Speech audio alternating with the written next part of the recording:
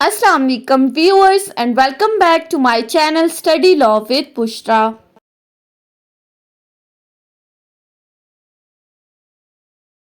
So we were discussing Contract Act 1872. We have discussed up till section 55. In this video we are going to discuss section 55 of Contract Act 1872.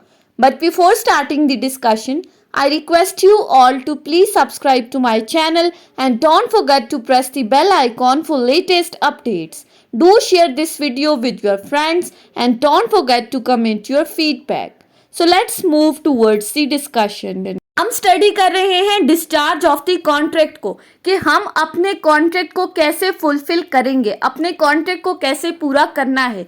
So there are basically 4 ways of discharging of the contract. हमने first 2 ways को discuss कर लिया है, that is by performance and by breach. By breach को हमने section 39 के under discuss किया था. आज के इस वीडियो में हम थर्ड वे को डिस्कस करेंगे जो कि है थ्रू इम्पॉसिबिलिटी एंड इलीगैलिटी. अब ये इलीगैलिटी या इम्पॉसिबिलिटी क्या है, इन वर्ड्स का मीनिंग क्या है, इसके जरिए कॉन्ट्रैक्ट किस तरह से डिस्चार्ज होता है, ये हमारी आज की इस वीडियो का टॉपिक है. सो अगर हम सेक्शन 56 को देखें तो सेक्शन 56 हमारे लिए 3 सिचुएशंस को कवर करता है. 3 सिचुएशंस इस सेक्शन के अंदर बताई गई हैं जिनको हम वन बाय वन डिस्कस करेंगे. First is agreement to do impossible act. सबसे पहली सिचुएशन के अंदर हमें क्या बताया है, इम्पॉसिबल एक्ट को परफॉर्म करने का जो एग्रीमेंट है. Secondly contracts to do the acts afterwards becoming impossible और अनलॉफुल. तीसरी सिचुएशन बताई गई है compensation for loss through non performance of the act known to be impossible और अनलॉफुल. अब इन तीनों पार्ट्स को अगर हम वन बाय वन ओवरव्यू इस सेक्शन 56 का देखें तो सेक्शन 56 में पहली बात की गई है कि ऐसे एग्रीमेंट जो खुद में इम्पॉसिबल हों वो वॉइड होंगे. यानी कि इस सेक्शन की जो पार्ट 1 है वो इनिशियल इम्पॉसिबिलिटी की बात कर रहा है, वॉइड एब इनिशियो की बात कर रहा है कि ऐसे एग्रीमेंट जो स्टार्टिंग से ही इम्पॉसिबल है, यानी कि उनके अंदर जिस एक्ट को करने के लिए प्रॉमिस किया जा रहा है वो एक्ट इन इटसेल्फ इम्पॉसिबल है, उसको आप परफॉर्म ही नहीं कर सकते. सो ऐसे एग्रीमेंट क्या होंगे, वो वॉइड कंसिडर होंगे. अब पहली सिचुएशन में हमने बात की थी कि एग्रीमेंट्स की, एग्रीमेंट्स वॉइड हैं. सेकंड सिचुएशन बात करती है कि कॉन्ट्रैक्ट्स की. कैसे कॉन्ट्रैक्ट्स, अब इस सिचुएशन के अंदर सब्सीक्वेंट इम्पॉसिबिलिटी और सब्सीक्वेंट इलीगैलिटी की बात की गई है. यानी कि स्टार्टिंग से वो कॉन्ट्रैक्ट जो था वो इनवैलिड नहीं था, वो वॉइड नहीं था, वो इम्पॉसिबल नहीं था, वो इलीगल नहीं था. स्टार्टिंग में वो कॉन्ट्रैक्ट वैलिड था, लेकिन बाद में उस कॉन्ट्रैक्ट के अंदर कोई ऐसी सिचुएशन क्रिएट हो गई जिससे उस कॉन्ट्रैक्ट की वैलिडिटी खत्म हो गई और अब वो कॉन्ट्रैक्ट वॉइड हो गया. तीसरी सिचुएशन क्या बताती है, तीसरी सिचुएशन बात करती है कंपनसेशन की. अब कैसी कंपनसेशन की कि जहां पर एक कॉन्ट्रैक्ट के अंदर पार्टीज टू द कॉन्ट्रैक्ट में प्रॉमिसोर को उस कॉन्ट्रैक्ट के अंदर परफॉर्म होने वाले एक्ट की इम्पॉसिबिलिटी और इलीगैलिटी का पता था, लेकिन प्रॉमिसी के नॉलेज में ये बात नहीं थी. तो इस कॉन्ट्रैक्ट की नॉन परफॉर्मेंस से प्रॉमिसी को जो नुकसान होगा उसको कंपनसेट किया जाएगा प्रॉमिसोर की तरफ से. तो अब हम वन बाय वन इनको डिटेल में डिस्कस करते हैं. सबसे पहले हम आ जाते हैं फर्स्ट सिचुएशन के अंदर, agreement to do impossible act. Section 56 part 1 कहता है an agreement to do an impossible act in itself is void. यानी कि कोई भी ऐसा एग्रीमेंट जो खुद में ही इम्पॉसिबल हो वो वॉइड कंसिडर होगा.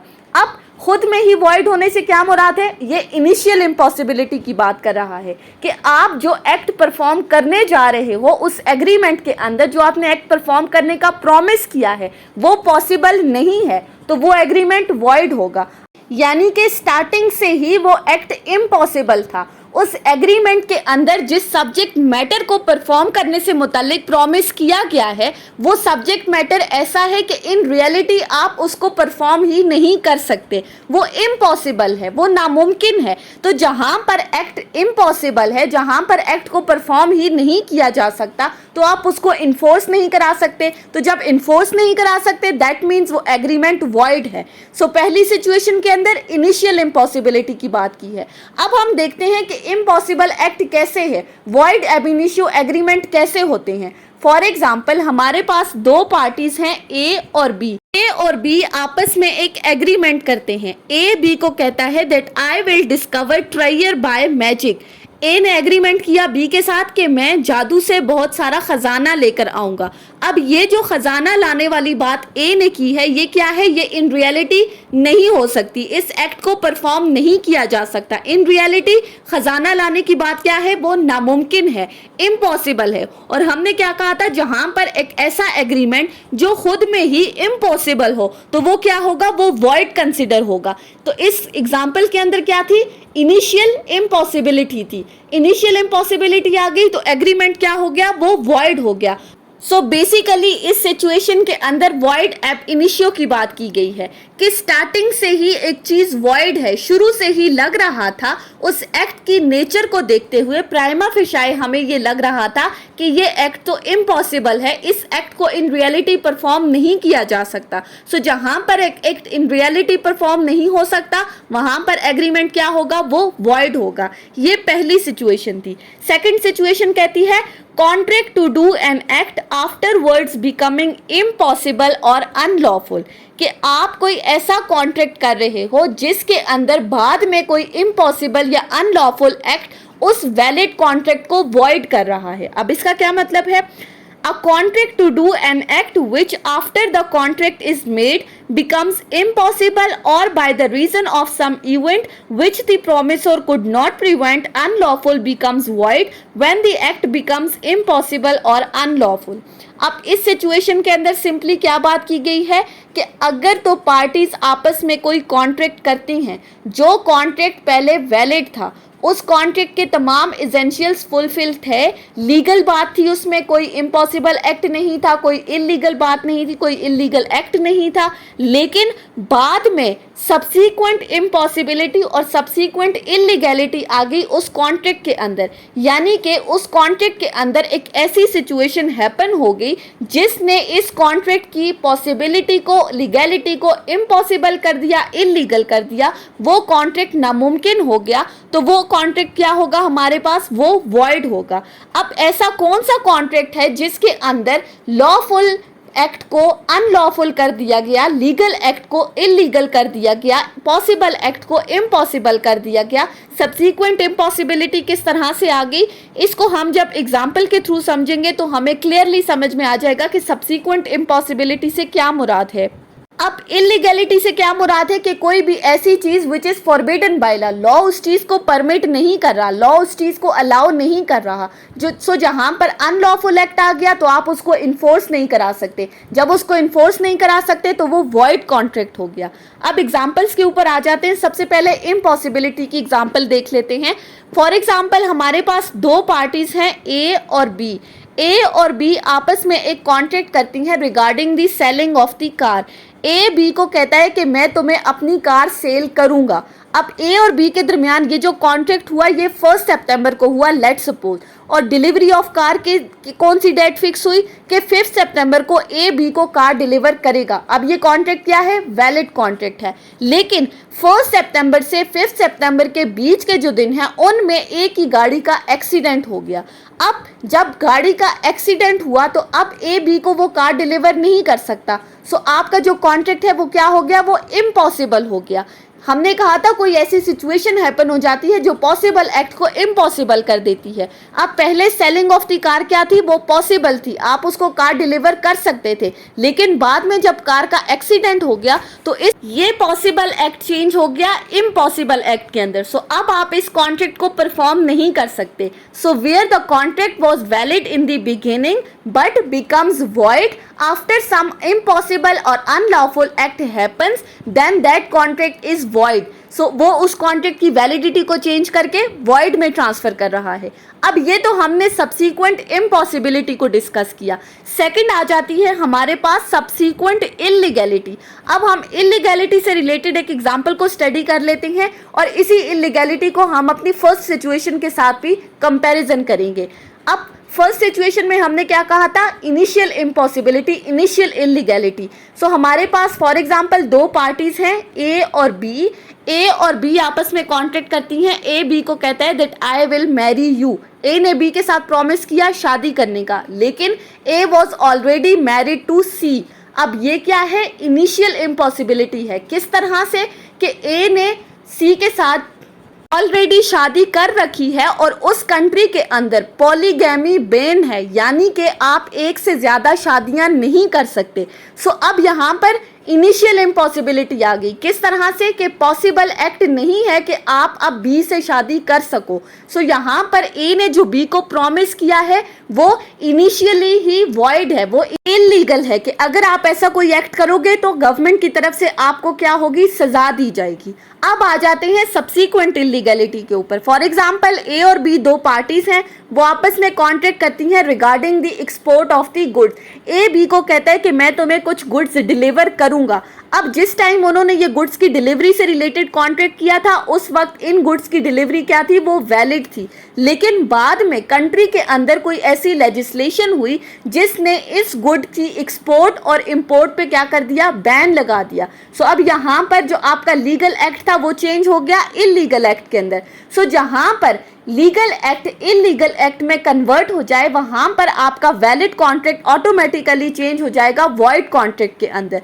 सो इस सिचुएशन में क्या कहा गया है कि पहले कॉन्ट्रैक्ट वैलिड था, पहले कॉन्ट्रैक्ट के अंदर जो एक्ट्स थे वो लॉफुल थे, वो लीगल थे, लेकिन बाद में किसी एक्ट की वजह से वो अनलॉफुल हो गए, वो इलीगल हो गए। सो कॉन्ट्रैक्ट वॉइड हो गया। अब यहाँ पर जो याद रखने वाली बात है इन दोनों सिचुएशंस के अंदर वो क्या है कि ये जो इलीगैलिटी और इम्पॉसिबिलिटी की हम बात कर रहे हैं, that illegality and impossibility must be beyond the control of the parties, beyond the intention of the parties. यानी कि इस इम्पॉसिबल या इलीगल एक्ट के अंदर पार्टीज की इंटेंशन की इन्वॉल्वमेंट नहीं होनी चाहिए। ये इलीगल एक्ट या इम्पॉसिबल एक्ट पार्टीज के कंट्रोल में नहीं होने चाहिए। अगर तो वो पार्टीज के कंट्रोल में होंगे then parties will be liable, वहां पर फिर सिचुएशन डिफरेंट होगी। अभी हमने क्या कहा कि जो एक्ट हो उस वैलिड कॉन्ट्रैक्ट के अंदर दैट शुड बी नेचुरल। वो जो इम्पॉसिबल एक्ट कर रहे हैं, वो जो इलीगल एक्ट हो रहे हैं, वो नेचुरल होने चाहिए। जैसे हमने इम्पॉसिबिलिटी में कार वाली एग्जांपल ली थी, तो वहां पे अगर अपनी कार ए खुद सी को सेल आउट कर रहा है बी को करने के बजाय, तो वहां पर क्या है, कंट्रोल पार्टीज के पास है। ऑटोमेटिकली नेचुरल एक्ट नहीं हुआ, एक्सीडेंट क्या था, वो नेचुरल एक्ट था। सो यहाँ पर ए लायबल होगा दूसरी पार्टी को कंपनसेट करने के लिए। So you must remember one thing, that impossibility and illegality should be beyond the control of the parties. उसके बाद आ जाते हैं तीसरी सिचुएशन के ऊपर। तीसरी सिचुएशन क्या थी, कंपनसेशन। अब इस सिचुएशन के अंदर क्या कहा गया है कि अगर तो कॉन्ट्रैक्ट के अंदर जो इम्पॉसिबल या अनलॉफुल एक्ट है वो अगर प्रॉमिसोर के नॉलेज में है और प्रॉमिसी को इस अनलॉफुल या इम्पॉसिबल एक्ट का नहीं पता, तो ऐसी सूरत में अगर प्रॉमिसी को non performance of the promise की वजह से किसी भी तरह का कोई भी लॉस होता है तो ये प्रॉमिसोर उसको कंपनसेट करेगा। सेक्शन क्या कहता है, where one person has promised to do something which he knew or with reasonable diligence might have known and which the promisee didn't know to be impossible or unlawful, such promisor must make compensation to the promisee for any loss which that promisee sustains through non-performance of the promise। Simply इस situation में कहा गया है कि जहां पर प्रॉमिसोर को already पता था, ही ईदर नोज इट और should have known with ordinary diligence, या फिर अगर तो वो ऑर्डिनरी एफर्ट्स करता, कोई थोड़ी बहुत एफर्ट्स करता, तो उसको इस इम्पॉसिबिलिटी या इलीगैलिटी के बारे में पता चल जाता। सो जहां पर प्रॉमिसोर को इलीगैलिटी और इम्पॉसिबिलिटी के बारे में पता था लेकिन प्रॉमिसी इस चीज से अनअवेयर था, प्रॉमिसी को ऐसी चीजों के बारे में, ऐसे फैक्ट्स के बारे में नहीं पता था, तो ऐसी सूरत में अगर उस कॉन्ट्रैक्ट की नॉन परफॉर्मेंस हो रही है और उस नॉन परफॉर्मेंस से प्रॉमिसी को किसी भी तरह का कोई भी नुकसान हो रहा है, कोई भी लॉस वो सफर कर रहा है, तो उस लॉस के लिए प्रॉमिसोर कंपनसेट करेगा इस प्रॉमिसी को।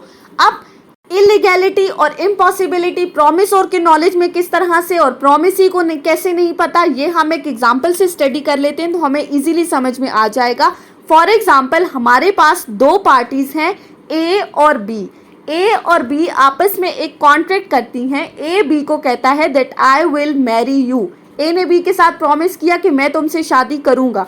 अब ए ऑलरेडी शादीशुदा था और सी उसकी वाइफ थी, यानी कि ए ने ऑलरेडी सी से शादी कर रखी थी, फिर भी उसने बी से प्रॉमिस किया कि मैं तुमसे शादी करूंगा। लेकिन उस कंट्री के अंदर पॉलीगैमी बैन है, आप एक से ज़्यादा शादियां नहीं कर सकते।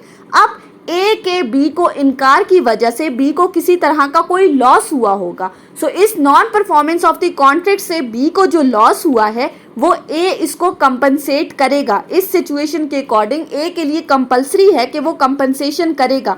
अब यहाँ पर ए को पता था कि मैं ऑलरेडी सी से शादीशुदा हूँ तो मैं बी से शादी नहीं कर सकता, लेकिन बी को नहीं पता था कि ए ऑलरेडी मैरिड है। उसको लॉ के बारे में तो पता था, ignorance of the law is no excuse. अब उसको लॉ को तो पता था कि पॉलीगैमी बैन है इस कंट्री के अंदर, लेकिन उसको फैक्ट्स ऑफ द केस नहीं पता था कि ए ने ऑलरेडी सी से शादी कर रखी है। सो यहाँ पर फैक्ट्स की नॉलेज ना होने की वजह से जो प्रोमिसी को नुकसान हुआ है, promisor is bound to compensate that promisee for the loss that he has sustained through the non-performance of the contract। अब यहाँ पर B से शादी ना करने से B को जो नुकसान हुआ है A के लिए कंपलसरी है कि वो उसको कंपनसेट करेगा। सो सेक्शन 56 के अंदर हमने 3 सिचुएशंस को डिस्कस किया। पहले में हमने कहा कि ऐसा एग्रीमेंट जो इन इटसेल्फ इम्पॉसिबल है वो वॉइड होगा। फिर सेकंड सिचुएशन में हमने डिस्कस किया कि एक वैलिड कॉन्ट्रैक्ट अनलॉफुल या इम्पॉसिबल एक्ट की वजह से किस तरह से वॉइड कॉन्ट्रैक्ट में ट्रांसफर होगा। लास्ट सिचुएशन में हमने कंपनसेशन को डिस्कस किया कि प्रोमिसोर किस तरह से प्रोमिसी को कंपनसेट करेगा। So that was all about today's lecture. I hope कि आपको ये लेक्चर समझ में आया होगा अगर आपने इस वीडियो को अटेंटिवली सुना है तो। अगर आपको ये वीडियो अच्छी लगी है तो इस वीडियो को लाइक करें, कॉमेंट करें और चैनल को ज़रूर सब्सक्राइब करें। अगर किसी भी किस्म की कोई कन्फ्यूजन है तो आप कमेंट्स के ज़रिए मुझसे पूछ सकते हैं। Thank you so much for watching this video. Till then, अल्लाह हाफिज़।